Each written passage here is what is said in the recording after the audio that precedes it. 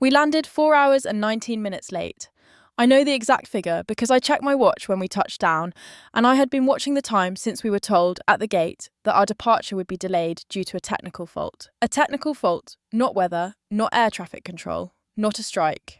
A technical fault on the aircraft. The airline's representative at the gate was apologetic and efficient. She gave us vouchers for refreshments. She updated us every 40 minutes. She did not mention compensation.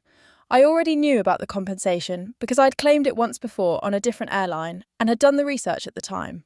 Under UK 261, the retained EU regulation on flight compensation that remained in force after Brexit, passengers on flights delayed by 3 hours or more are entitled to fixed compensation ranging from €250 to €600, depending on the flight distance. My flight was medium haul. The applicable amount paid to me was £350. The technical fault was, as far as I could determine, the airline's responsibility rather than an extraordinary circumstance beyond their control. Technical faults on aircraft do not automatically qualify as extraordinary circumstances. The airline must show the fault could not have been avoided, even if all reasonable measures had been taken. At the baggage carousel, I opened the airline's app and began the compensation claim. Their response arrived 11 days later. The claim was rejected.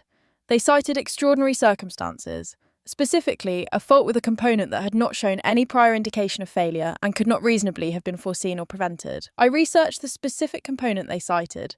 It was a standard part subject to routine scheduled maintenance.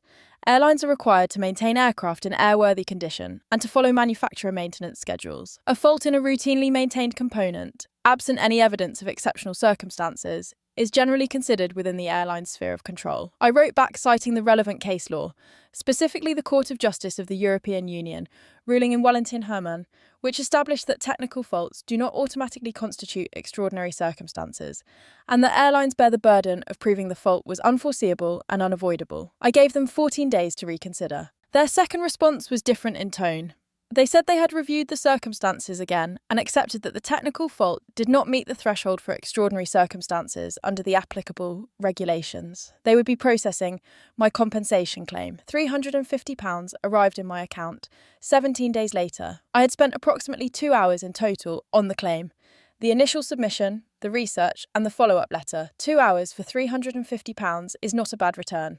If your flight is delayed by more than 3 hours and the cause is a technical fault, claim under UK 261. The airline will often reject the first claim, citing extraordinary circumstances.